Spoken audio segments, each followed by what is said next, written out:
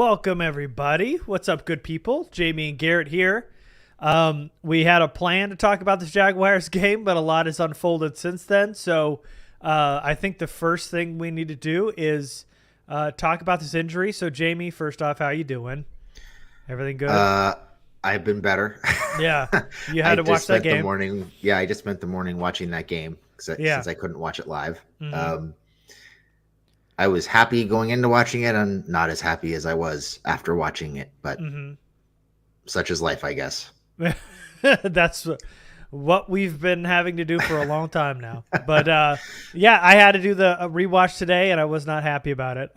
So let's just go over it. So a lot is unfolded. We know Justin Herbert, QB1, fractured lip cartilage. He is playing, but he's not the same. Corey Linsley, center 1, lingering knee issue. Wide receiver 1, Keenan Allen, strained hamstring, still not in yet. We saw J.C. Jackson, who's slowly healing from that ankle surgery, the CB1, still not out there.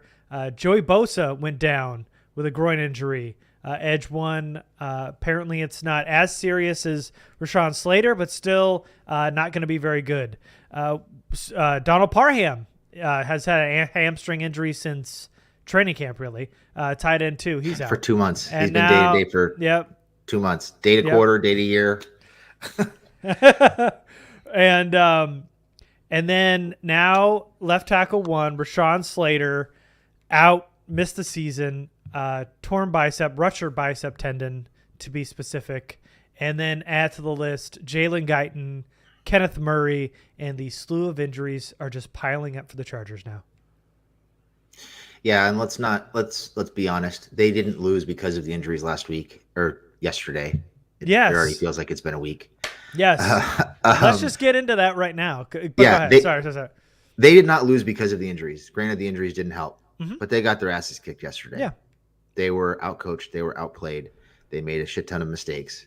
They were awful. There were some bright spots, I thought. Some of the guys on defense played pretty well. They found some things that started to work on offense with Josh Palmer. So there were some bright spots that we can get into down the line. But overall, it was not a good game. They were not ready to play. The game plan was not effective. And it just looked like, I don't know, it just looked like they weren't ready. It looked like the coaches didn't prepare them. It looked like the players were not ready to play. Justin Herbert, I did not think played particularly well, even though he had decent stats.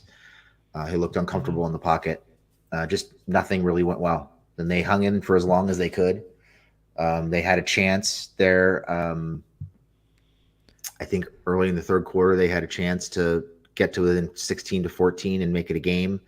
And they wound up kicking a field goal, and then they gave up that 4th and 1 run, and the game was basically over.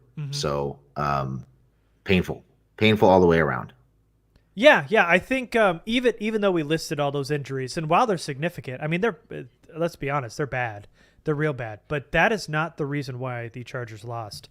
They had enough talent on that field on Sunday, even with the injuries to Slater and Bosa and to Guyton and Murray. They still had enough talent on the field to not only win that game, but also at least to make it a contest, at least somewhat competitive. At least to compete? Yes, at the very least. Even though Joey Bosa was out, Khalil Mack was still on the field. The whole team got 0 sacks yesterday. They invested a ton on the D-line to stop the run. And while there were some bright spots, I thought Sebastian Joseph Day, which was a guy we called during the preview, we thought was going to have a big day. I thought had a really good game. But they gave up 151 yards on the ground. That Robinson had 100 yards on 17 carries. He hadn't had more than 66 yards this season. He broke 100. He averaged 6 yards a carry. They gashed that run deep, but especially when it counted, like on the 4th and short, they got it. 3rd and short when they needed the yards. I mean, they just put it to the run defense, and they didn't get anything done. Even though J.C. Jackson was out, they still had everybody else still healthy. Derwin's still there. Callahan's still there. Asante Samuel Jr. was still there. Michael Davis was out there. Nasir Adderley was out there. Pretty much the entire DB group was there, minus J.C. Jackson, and they gave up 3 touchdowns to 3 different wide receivers. So though there were a lot of injuries, I don't think that is your key thing to key in on here on why the Chargers lost. They just weren't prepared. They weren't competitive. They were playing uninspired. It was just bad across the board, and it's not because of the injuries. Yeah, no, I agree. You said the running game got gashed, and they did have that one long run on The 4th and 50-yard 1, run. Mm-hmm. the 52-yard run, right? Was it 50 or 52? I thought it was 52. Either way, it was fucking long. Yeah. It was bad. And that play, I've seen a lot of people questioning having the Chargers in nickel defense. The Chargers, that's basically their base defense, nickel defense. They rarely have all 3 linebackers on the field at one time. It's usually 2 linebackers in their nickel corner. They had 4 players set up to basically defend one gap on that play. Kyle Van Noy lost contain, and Adderley got stuck inside while Callahan was taking on a blocker, and Asante Samuel decided to take on a blocker instead of attacking the ball carrier. There's nobody left to defend, and off to the races is Robinson. Other than that, I thought the run defense, for the most part, was pretty good. They gave up some 3rd and shorts, but I thought the interior of the defensive line probably, as a group, probably had their best game of the season in a lot of ways. You mentioned SJD had a big game. He had a big run stop, tackle for loss, was eating up blockers and getting penetration and blowing up running plays left and right. I thought Tito played really well. There were some flashes from Tillery, surprisingly enough. Morgan Fox played pretty well.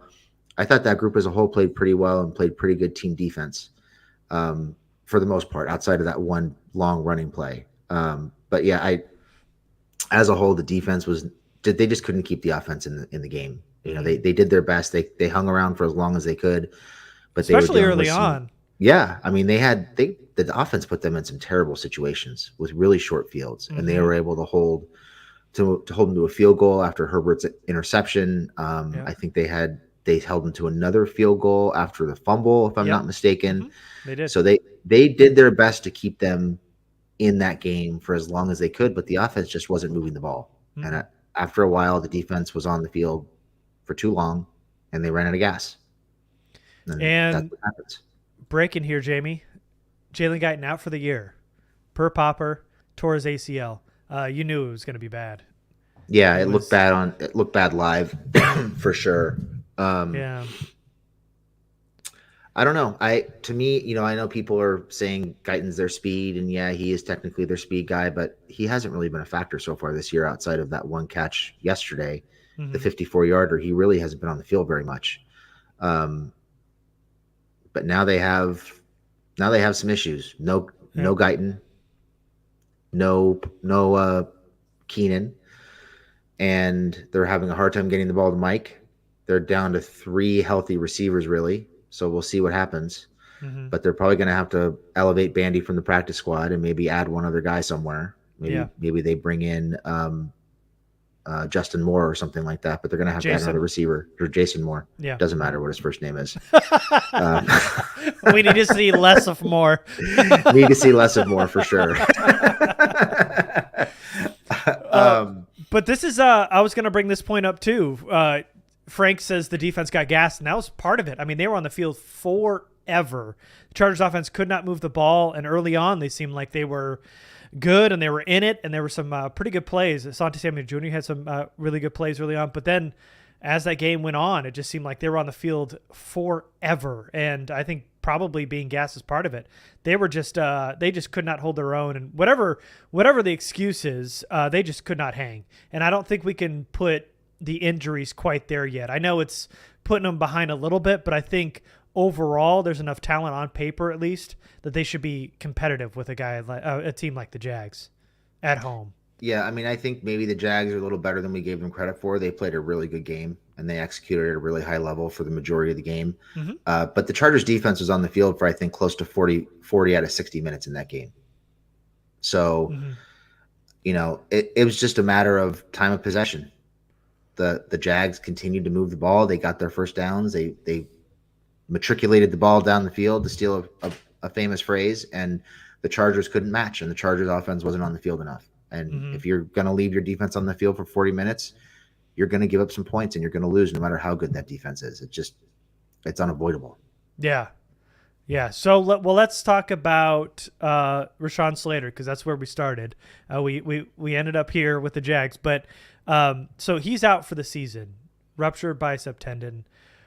It's a brutal loss. They lost their best offensive lineman for the rest of the year. What are you doing with Justin Herbert here, Jamie? He was only a fraction of himself on Sunday. There were even reports that Staley had talked to Herbert about sitting during the game, and Herbert wanted to tough it out. Is this week the week you start having a conversation about sitting Herbert for a couple months? Do you shut him down for the season?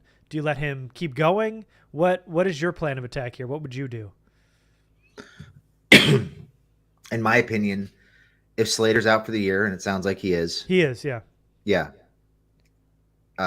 With Herbert being a fraction of himself and already being injured, I don't think you can put him out there. I don't think it's worth the risk. They're 1-2. They have major problems on the offensive line right now. Really, outside of Zion, nobody's playing particularly well. Mm-mm. Maybe you get Lindsey back in a couple of weeks. Maybe you don't. But I'm worried about Herbert's safety. He did not look comfortable in the pocket yesterday. He looked a little bit better after he took that first hit and realized he could handle it. Yeah, but still was not great. In my opinion, I thought for the first time in a while he was struggling with cover 3 defenses. He was checking down a lot against cover 3 and cover 2, even when they had guys open with big cushions. Not willing to take shots downfield for the most part, outside of the one throw to Guyton. He really wasn't pushing the ball down the field all that much. Yeah. And I'd be worried about his long-term health if he continues to take hits. So for me, the prospects of having Norton and Pipkins at tackle are not very exciting. No. And it's why we said all offseason that they needed to bring in some veteran competition and really make these guys earn their spots. They really didn't. So I would sit them. I just don't think it's worth the risk right now. And this team is not going to be very good the rest of the way with the injuries on the offensive line in particular. I know there's a lot of stuff going around about how the season's over and everything, and how the sky's falling and everything. And I mean, it's still 3 games into the season. I'm not one yet to say the season's over yet. Having Slater go down is so way less than ideal. He is really the anchor of this offensive line. And if I were coaching, I'm quite honestly, we haven't had a conversation about how bad Filer's been this year, but he has been downright terrible. Awful. And he's been bad. He was bad again yesterday. So I wouldn't mind moving Filer to right tackle, moving Pipkins to left tackle, and have Sawyer play right guard in hopes that maybe you've got your future right guard already. Give him a look. Filer can't be any worse at right tackle. And even though Pipkins has been okay, has done a commendable job at right tackle, and you'd hate to kind of like move him from a spot that he's already been and starting to get comfortable in a little bit more, I wouldn't mind moving him to left tackle, Filer out to right tackle, and have Sawyer be your right guard. Or left. Have I been saying right guard? Left guard, excuse me.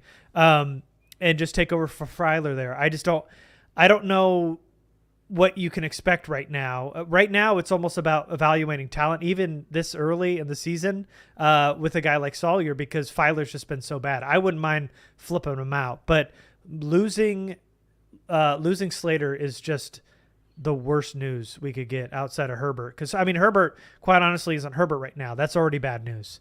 But to not have Slater there is going to be real bad for this Chargers offensive line.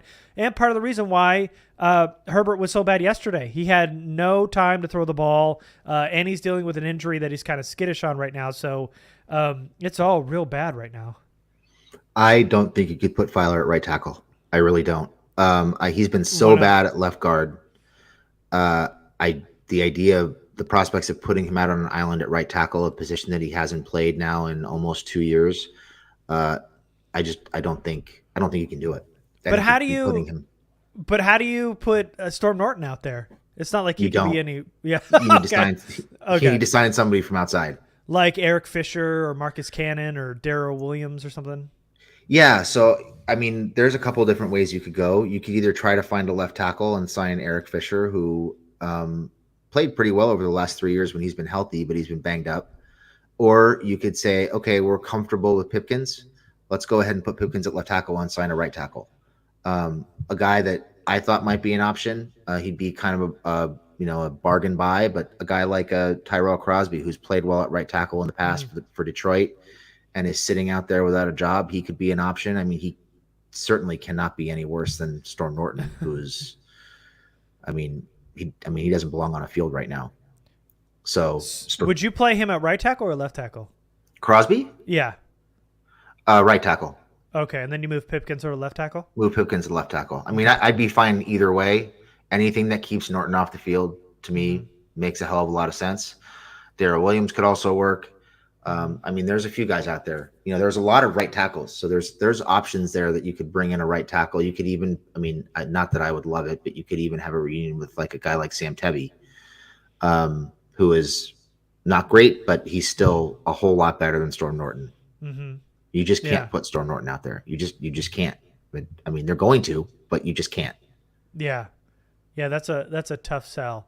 And I know a lot of people want to Andrew Whitworth is a name TH is suggesting. He retired, but I don't know if he'd come out of retirement for a run with the Chargers, but maybe. Doesn't hurt to make a phone call. Yeah, no, not at all.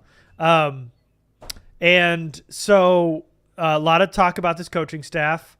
They want us to review this coaching staff, and I just want to say off the top that I am not in the fire Joe Lombardi camp quite yet. I said it last week, and I'm still kind of holding strong. Just on second watch, it's so clear to me that Chargers wide receivers aren't getting separation much at all. Again, Herbert was overthinking every throw yesterday. He got hit, bounced back, had a really good drive, scored a touchdown, and then it just seemed like everything became this quick, safe dump off. He wasn't really letting routes develop, and then when routes did develop, guys weren't getting open. I don't know that you can put this at Lombardi's feet quite yet. We're 3 weeks in. I'd be really quick to change my tune pretty soon here.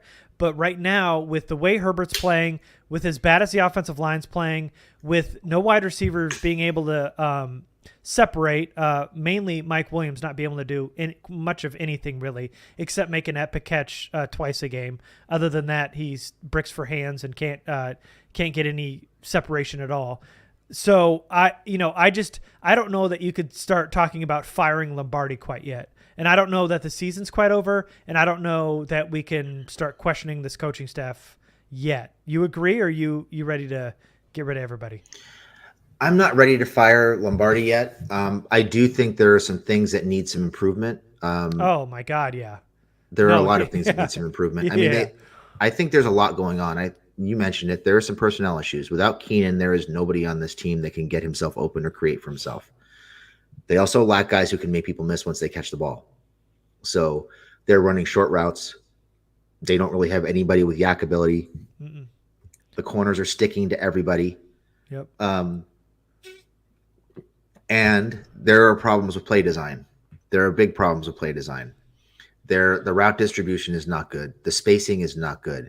There are plays on the goal line. It happens almost every week where there are 3 Chargers receivers or targets within 5 to 10 yards of each other, and there are 4 or 5 defenders surrounding them.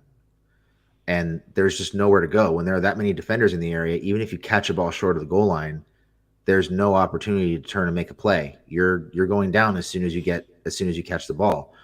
And that's a stark contrast to, we showed the film study last week of the Jaguars and the things they were doing to create space for Christian Kirk. And we saw it again yesterday, creating space for Christian Kirk, not only to catch the ball, but to make plays with his legs after he catches the ball. They're not giving those opportunities, or they're not creating those opportunities for the Chargers wide receivers. And the Chargers wide receivers are not elusive enough to create those opportunities for themselves.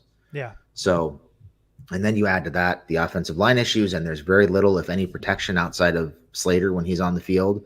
The entire offensive line is really struggling. Zion's been pretty good for the most part, but everybody else has been struggling. It's just nothing is clicking.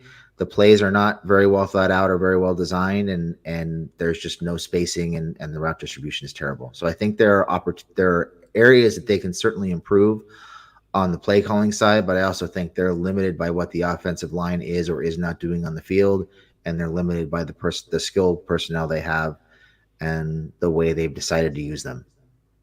Yeah, like the running back rotation, which has become a big sticking point. They're the worst team. They have the worst rushing attack in football.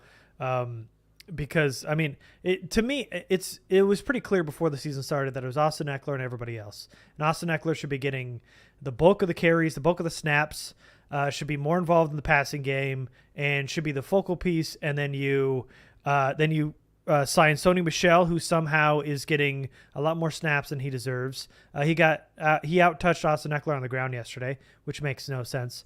In fact, if we're really being honest, Joshua Kelly's been more effective than Sony Michel has. So really, it should be Austin Eckler, and then he should get the bulk of the snaps. Joshua Kelly everywhere else, and then Michel could be that short yardage back here and there. But as a receiving weapon where he had that interception and using him more in the red zone doesn't really make any sense. And I was kind of texting with our guy here talking about this running back rotation, and I was more curious about what's going on with Spiller because he's been inactive, and he basically said he isn't ready. So I guess the injury kind of set him aback and he's not ready to hit the field yet. But then, just talking more about it, it's that the coaching staff wants to ride that hot hand. He doesn't think anybody's effective right now. The coaching staff doesn't think either of those running backs are very effective on the ground between Michel, Eckler, or Kelly, and they want to see who will show up, kind of like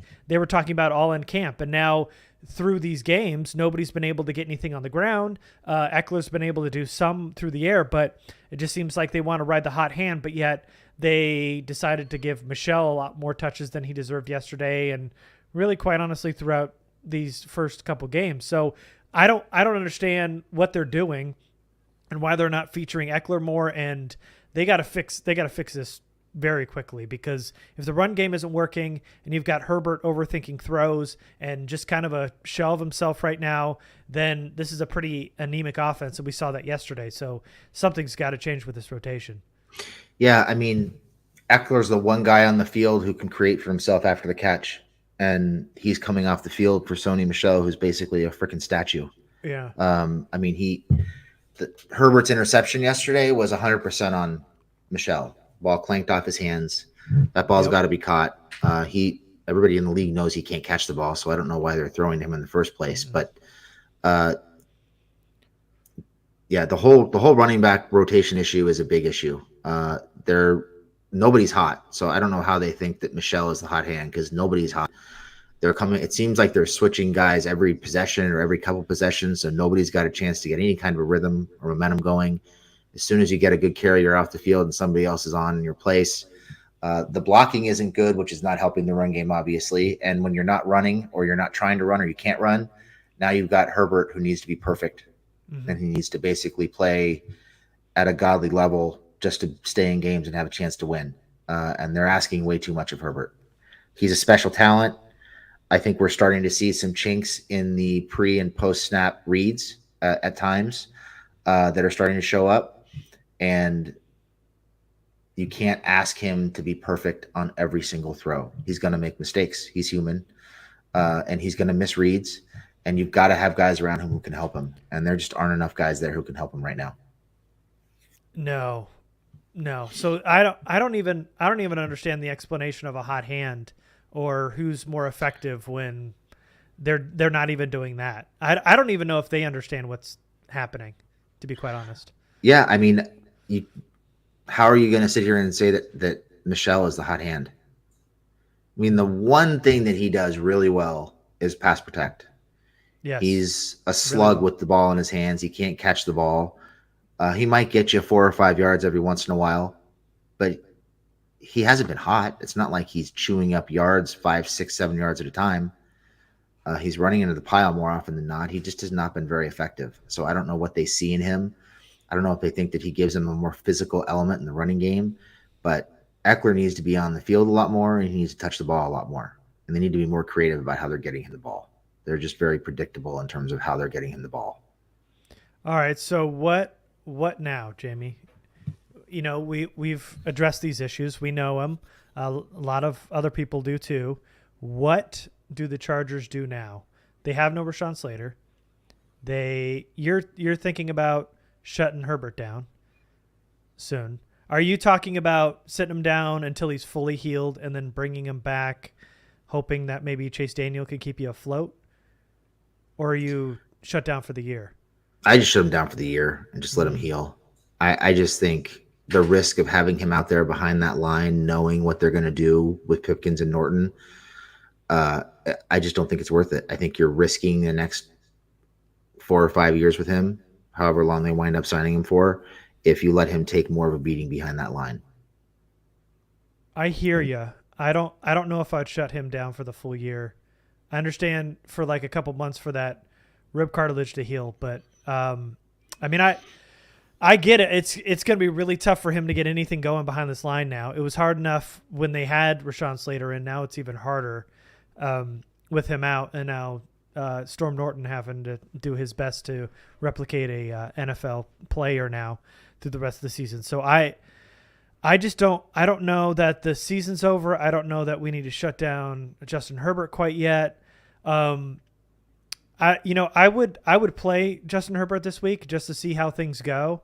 If it's as bad as it was last week, then I think it's time to start thinking about shutting him down. But it's all about his pain management right now, and we know it's going to take months for this thing to heal, for him to be 100%. And I would get shutting him down for 2 months or so to let it like heal. But then again, it might not even be fully healed. It's going to be it's a tough choice right now, but I don't know that the season is over and I'm ready to shut down Herbert quite yet.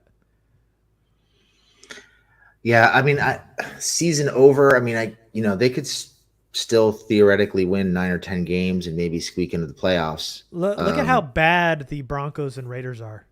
There's a chance here. There's a chance, but you could be dealing with. Who knows? I mean, I'm not looking at the standings right now, but you could be looking at the Bills or the Dolphins. Bills or the Dolphins for a wild card spot. Those teams are better than the Chargers right now. Probably a lot better than the Chargers right now, objectively thinking. I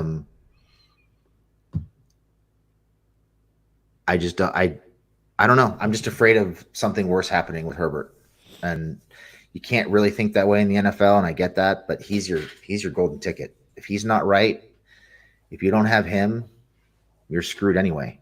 So what happens if he takes a big hit and breaks some ribs or has an even worse injury, collapsed lung or something crazy like that because you weren't careful with him, and now he's limited and misses time heading into a contract negotiation. Yeah, there's a lot to consider here. Absolutely, and I know, and we all know that Jalen Guyton's out, and Carlos wants to know who's gonna replace Jalen Guyton, and Jalen Guyton's your wide receiver 4. With Keenan out, he's wide receiver 3. But we talked about it. Elevating Michael Bandy's a good idea. I know he's probably going to be the next man up, and maybe Jason Moore, maybe signing an outside free agent. I know a lot of people want Will Fuller, which makes sense because he's just on the street not doing anything. Would make a ton of sense, but. There's a lot of injuries that happened, and I know a lot of people are like Guyton, and he made a great catch yesterday, but I think this is a pretty easy replacement here, finding Michael Bandy and getting somebody off the street. I think you can find somebody off the street to add some speed and help out the offense a little bit on the occasional deep throw. It's not like they're throwing the ball deep all that often anyway, so it's not like he's a huge part of the offense. Yep. Yeah. And we heard about it. So Nate says this team has only won 1 playoff game in 2 out of 2 appearances in Telesco's 10-year tenure. The depth issues, bad coaching hires. He's the common denominator. Actually, you're missing a common denominator. Go higher. Go higher. His name is John Spanos. Tom works for John. John is the head of football ops. Everything that happens in that football ops department runs through John Spanos. Just read his bio. They give him credit for everything they do well, or they think they do well. And they think he's the answer. So I don't think Telesco's going to get fired, especially if they wind up shutting Herbert down. With Bosa being hurt and Slater being hurt, they're going to bring Telesco back. They're going to use the injuries as an excuse. It's inevitable. And I don't think they were going to fire Telesco anyway, because who else is going to bring John his coffee in the morning? So And We by the go way, ahead. be careful what you wish for. If they fire Telesco, I would not be surprised if they combine the GM and head of football ops roles, and John was fully running the department from now on. Yes, yes. And we are approaching 300 episodes. This is 296, 297. And from episode 1, we've talked about the issue that is Dean Spanos hiring his family to do football stuff that they don't know anything about doing football stuff. And it is the same guys up top. And you can keep blaming Telesco, which is a easy thing, blaming Staley and Lombardi and everybody else.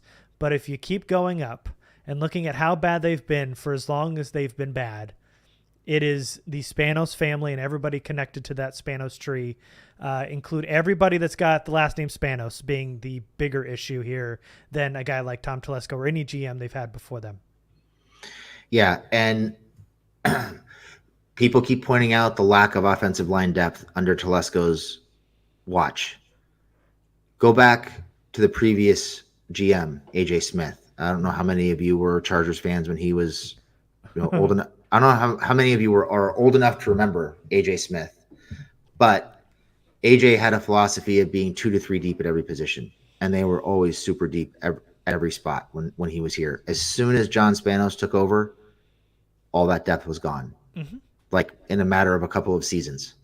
And that's been the constant for the last 10 years, has been their lack of depth. And I'm not convinced that's a Telesco thing. I think that's a John Spanos thing, because it's his philosophy that oversees everything in the front office. I had a whole bit planned today before the Slater injury, and a lot of it involved how a lot of it had AJ Smith around it, and and how bad things have been in the past, and how this week 3 loss isn't anything compared to the things we've had to endure as Charger fans throughout our lives. But I thought it would be kind of mean-spirited to play that stuff, so I never did it, but I'm glad you brought up AJ Smith. So we haven't mentioned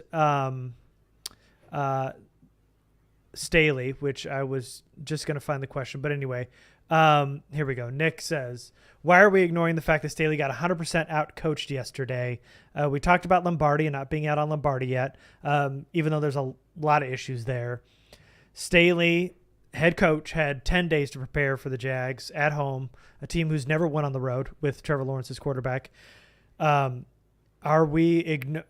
we ignored that? I mean, you mentioned at the top, and I kind of piggybacked off it, but they just got beat yesterday. I don't think we're ignoring that fact, and I think we all know that they got their ass kicked yesterday. And I think I even used the phrase outcoached. They were definitely outcoached. They were not ready to play, and that is on Staley. And that is not the first time that has happened in his tenure. Now, granted, he definitely got outcoached. I don't think the game plan was very good yesterday. I don't think they were ready to go. They seemed flat. You said flat, uninspired, even disinterested at times. Not everybody. There were a lot of guys who played from whistle to whistle, particularly the interior of the defensive line. But for the most part, they were not there. They did not show up. They were not there mentally. They were hardly there physically. It was a bad day all the way around.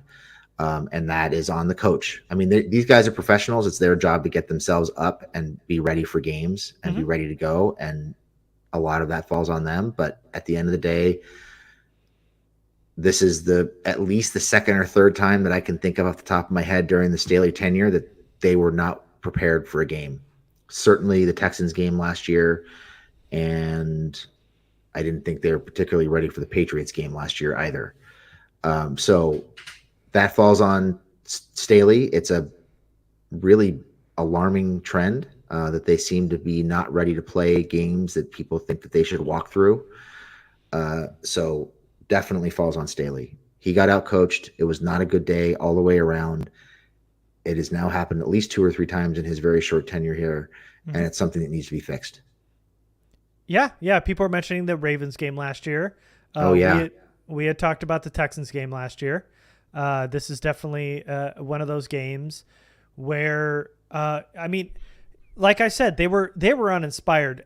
They had the talent on the field, even through all these injuries, to make this game at the very least competitive. And to get blown out at home like that is just there's no real excuse for all of that. And I know injuries aren't great, and they were kind of set behind a little bit, but a good coach will rally that team together. And there's teams that were a lot less. It almost seemed like, and we talked about how bad the Colts were last week, and how they looked uninspired and anemic. And it's not like the Chargers did much better this week than the Colts did the week before.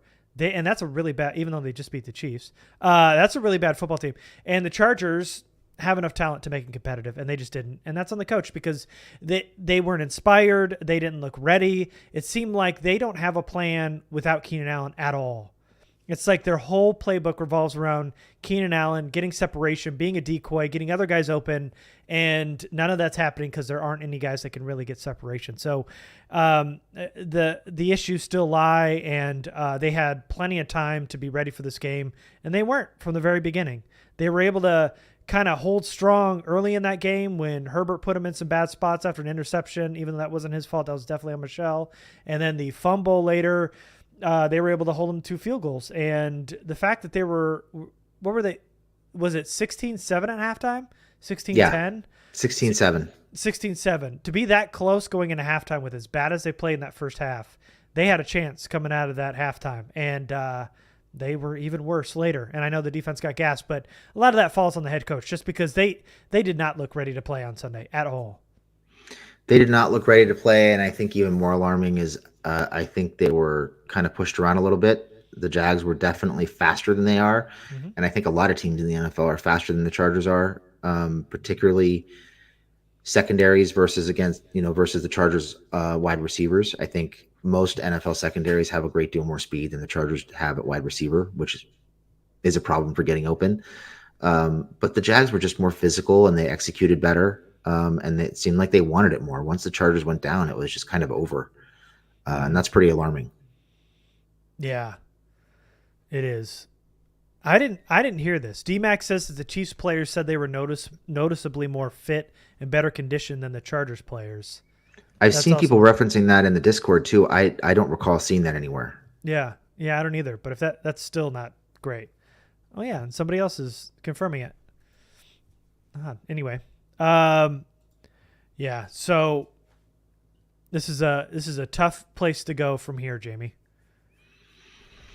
They're gonna have to pull it together and get a lot better in a hurry, with some really key players injured.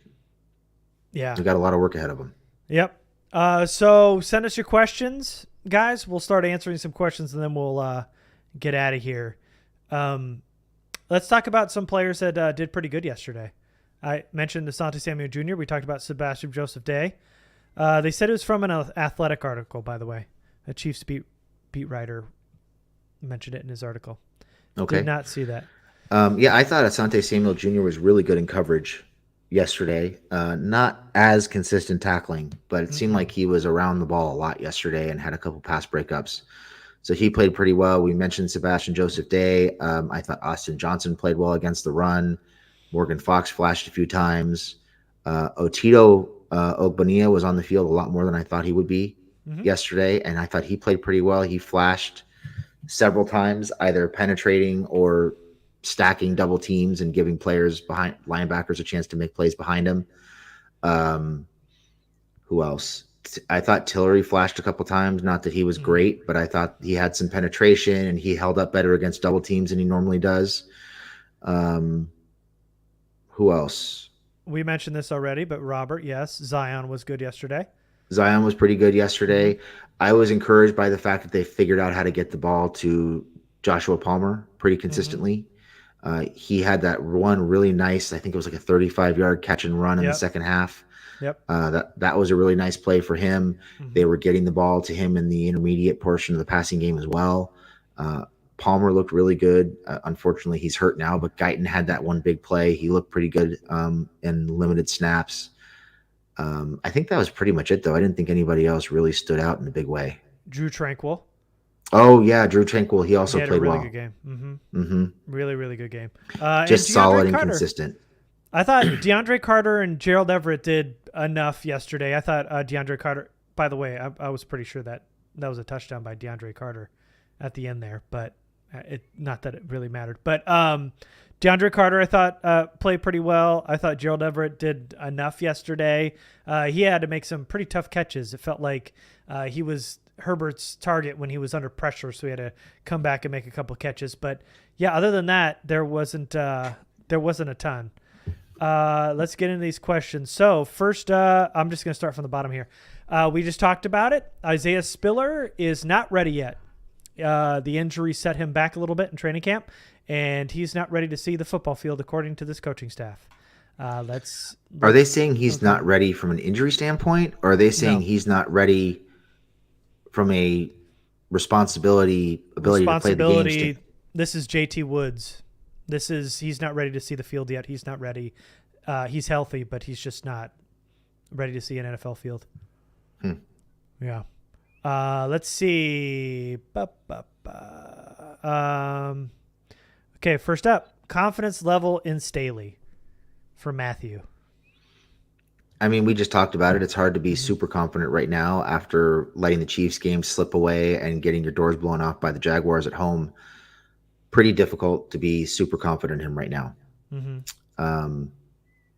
his defense got shellacked. I mean, they were on the field a lot yesterday. That's not all on them. The offense didn't help out. Let's go 1 to 100. 100% being you're totally confident, and 0, he should be fired yesterday. Where are you percentage-wise? I'll say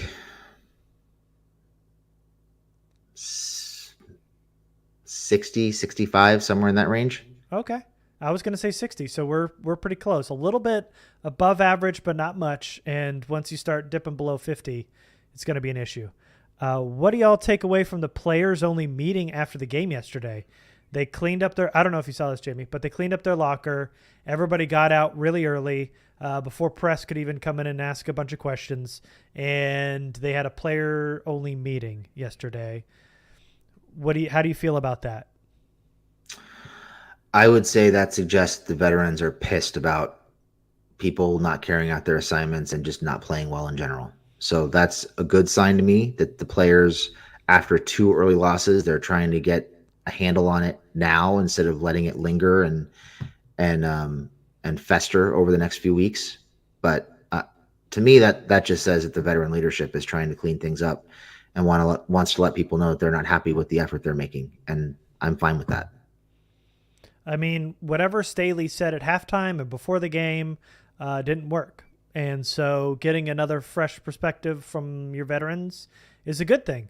You don't want to have it after a loss, but somebody's got to start listening and somebody's got to get through to these guys. So they just cannot have another game like that. So I think it's good that they got this out of the way early and they got these veterans here to talk to them. Now, if nothing happens and they go out and lose again to the Texans, pretty as handily as they did against the Jaguars, and there's a really, really big issue. But for now, I'm okay with it, and I think it makes sense and probably a good move from a coaching perspective, just to get a different perspective from somebody else to tell them what they need to do.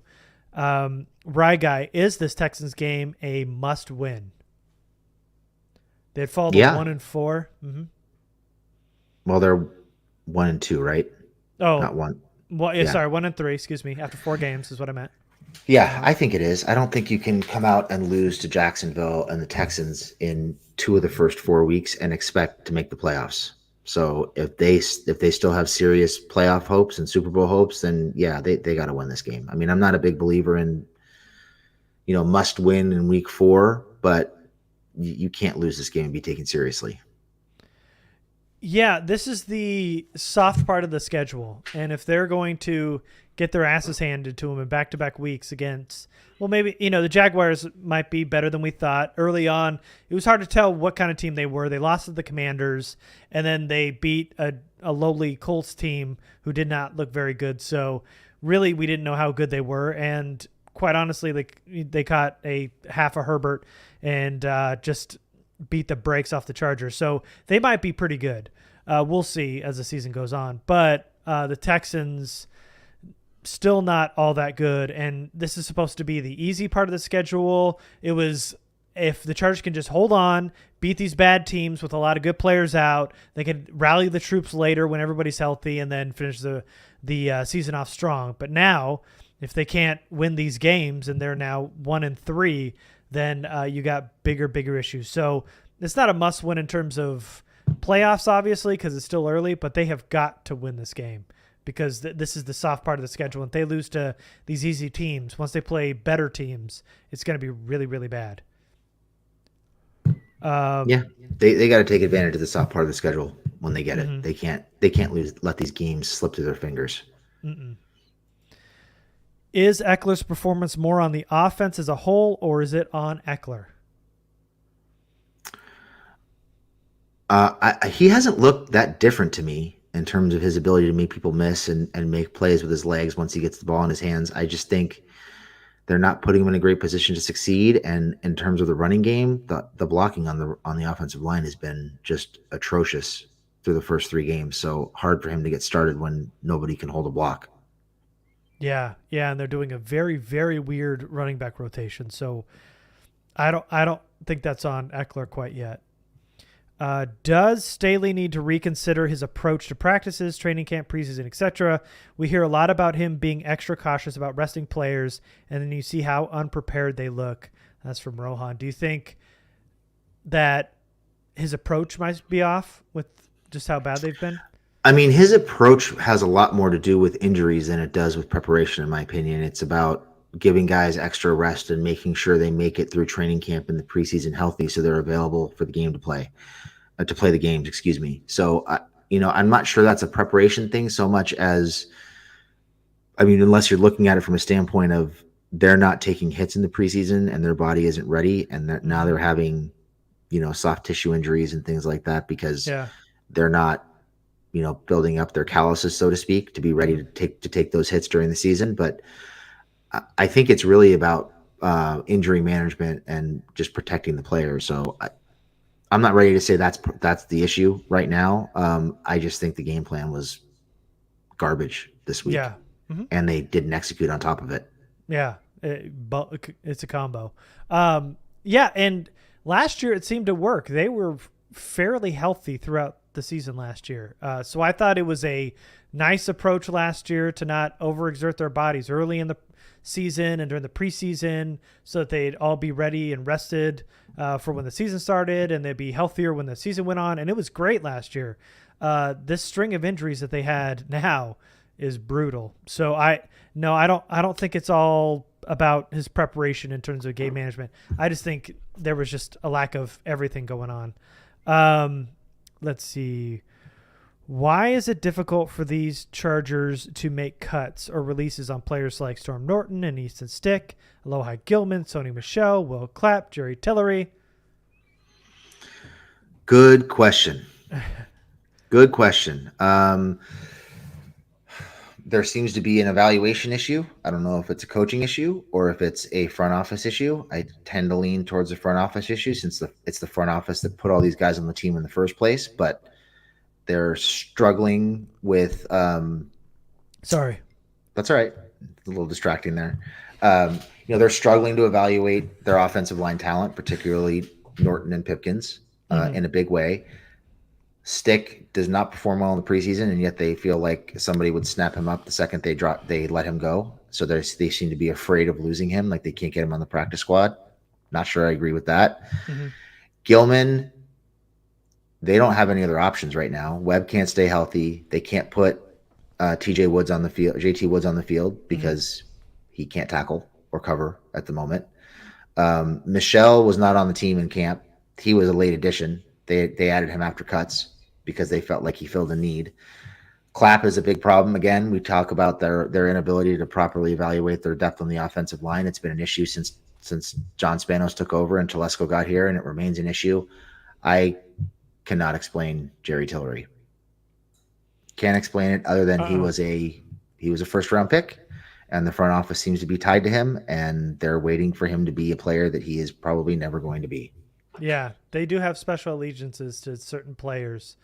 These first round picks and some of these Telesco project seemed to get a very, very long leash. And yeah, we didn't mention Aloha Gilman, but he was so bad. And they've been adding him to a little bit more and more playing time. At least he's getting targeted more, it seems like. I didn't look at his snap count this week, but man, he's just been bad. Anytime he's on the field, he's being targeted, it seems like. He's always behind in coverage. And they just drafted JT Woods and spent a third-round pick on a guy to do exactly what Aloha Gilman is doing now, and he's just not ready either.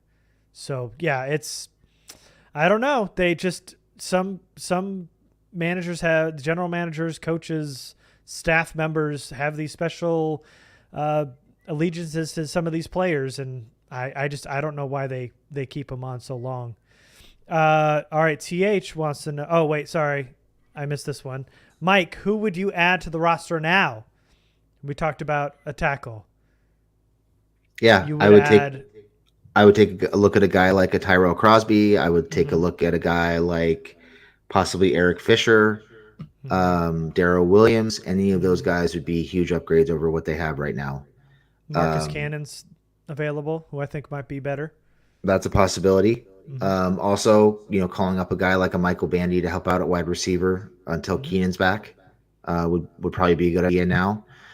Would you sign Will Fuller? Yes or no? I mean, he was on my free agent list when we did our free agent previews during the offseason. So I know he's been kind of difficult with teams, and he seems like he's hurt all the time. But at this point, he wouldn't cost very much, and you could get him on a 1-year deal. So I think he's better than Guyton. I think he would be a good addition to the wide receiving core, to a wide receiver core that lacks any kind of speed. Yes. And before you start commenting and spamming us, we know Guyton is out for the year. Thank you. All right. So, Jamie, you have to admit from TH that the team drafts well in the first round. Who do you think gets credit for that? Tom Telesco or Spanish, which he obviously means John Spanos? Who gets the credit for those first-round picks, those Justin Herberts and Joey Bosa's and everybody else? The rest Slater. of the NFL teams that aren't taking them ahead of the Chargers? Derwin James. Okay, so because Rashawn Slater and Derwin James fell, that's everybody else. Got it. I mean, they did a good job evaluating those guys, but in most cases, I mean, Bosa was the best player in the draft, and he fell under their laps at number 3. Here we go. I mean, am I saying anything that isn't true? No. But they're looking for you to give some credit to either Telesco or Spanos, and you're like, no. 31 other teams. It's their fault. They did good. They did hit on some first round picks. That's for sure. Yes. After that, maybe not. And I think that's part of the issue is everybody's focused on some of those first round picks that kind of fallen into the lap. They got lucky on a few, but yeah. And credit would go to both of them, quite honestly, if you're giving credit. Right? Wouldn't you give it to Spanos and Telesco, or are you giving it to one more than the other? I don't want to give either one. Okay, all right, fine. I said it for you. We'll say 50-50. We'll say 50-50. Okay, 50-50. Sure. Arjun here. Did you guys hear anything about the Chargers organization swaying Staley away from his fourth down mentality? That's probably the biggest letdown, especially for me. I understand it. I love the gunslinger Staley. I don't know that I have an issue with it so far this year. I think there was one point last game they could have gone for it when they're close to the 50. We had mentioned on the After Hours show, and I think they kicked a field goal there. They've had 2 or 3 opportunities where they were either in plus territory or on the opposing or on their own 49 and had opportunities to go for it and didn't. There was one that I had issue with. The others I didn't. But do you have any issues with him not being as aggressive? Just the couple. I think there were 2 or 3 around the 50-yard line. There was one I think it was week 1 where they got a defensive stop and then they went down the field and kicked a field goal from like the 13-yard line on 4th and 1 or 4th and 2 that I wasn't thrilled with, but I got it because the defense got a stop and they took the points. But as far as Arjun's question, it would not surprise me in the least. We have not heard anything. We have not been told anything about Staley being steered away from making those 4th down decisions. Oh, yeah. That's Nobody said anything to us about that. Right. This is pure speculation. Right. But knowing how the Spanoses have operated in the past and that they have really never been about going for those decisions or those opportunities, it would not surprise me if they read the press clippings and there was a front office meeting and they decided that they were going to back off some of those decisions moving forward. But pure speculation. Nobody has told us that. Certainly wouldn't surprise me. Let's see. Do they make any changes? This is from Tyler. Do they make any changes on the line this week? I don't think so. I think you're seeing Storm Norton at left tackle. Will Clapp still playing center if Lindsley can't go? I think they flip Norton and Pipkins, but I think those are the only changes they make. You do? I do. Oh, see, as long as Staley's been here, that wholesale, well, even Telesco, that wholesale changes. They don't want to make two moves to make one move. They'd rather just take one and fit the other one in. So I don't think they swap those. I think Norton plays left tackle, just like the end of that game. I see it a little differently because I think they drafted Pipkins originally to play left tackle, and I think he is unquestionably a better option at left tackle right now than Norton is. But Pipkins is the long-term. They want Pipkins as a long-term right tackle because obviously that's Slater's job now. Do you think? I know things have changed, but would they move him from the right tackle they're trying to get him comfortable with? I think they will with a week to prepare and game plan for it. I just think they didn't do it yesterday because they didn't prepare for it. Ooh, we should make a bet on this somehow. I don't know what the stakes are, but I don't think they're doing that. That's interesting, though. I would want it that way. I want Pipkins guarding his blind side, Herbert's blind side with his injury for sure. But I don't think they do that. I think they're leaving it just as it was at the end of that game. Does Staley's press conference answers annoy you at all? It just seems like word salad. To me, I don't know how you answer a lot of these questions after getting your ass handed to you after that game. I think it's a lot harder than people are giving them credit for, and these coaches credit for, and they have to stay calm and not give too much away or bash any players. To be honest, I'm not annoyed yet. I don't think there's as much like coach lingo as it has been with McCoy and Lynn, but I get why some people would be annoyed. Are you annoyed by it? I'm annoyed at times because I feel like he's migrating closer and closer to coach speak than we've seen in the past. Mm-hmm. And it seems like the more comfortable he gets and the more entrenched he gets as the coach, the more he's shifting towards coach speak and he's getting away from telling us the truth.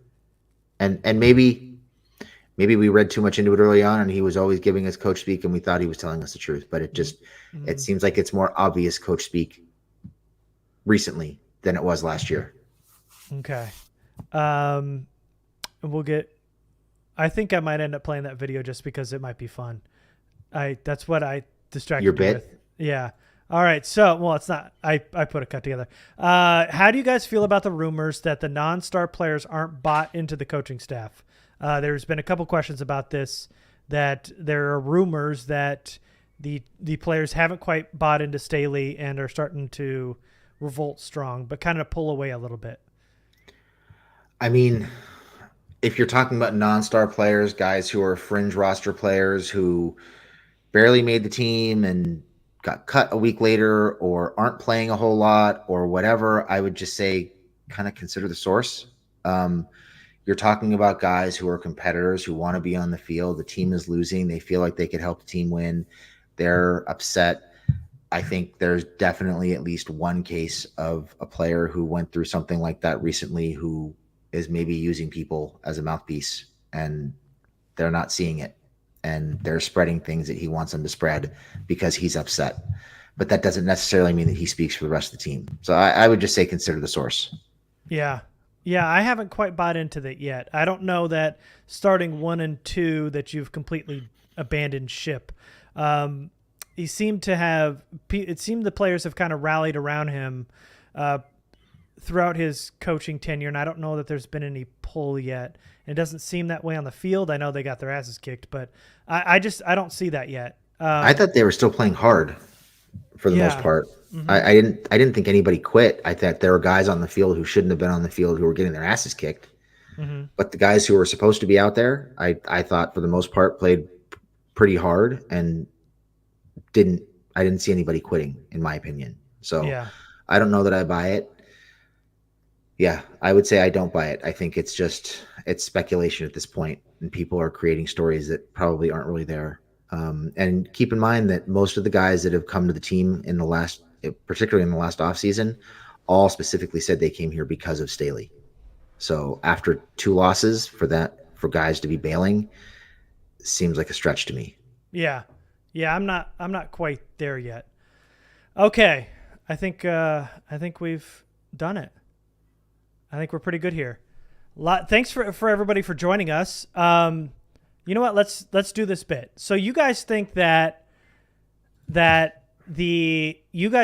is pretty bad, how the Chargers have been playing, how they lost, they got their doors blown out by the Jacksonville Jaguars. Let's take a quick little trip down memory lane.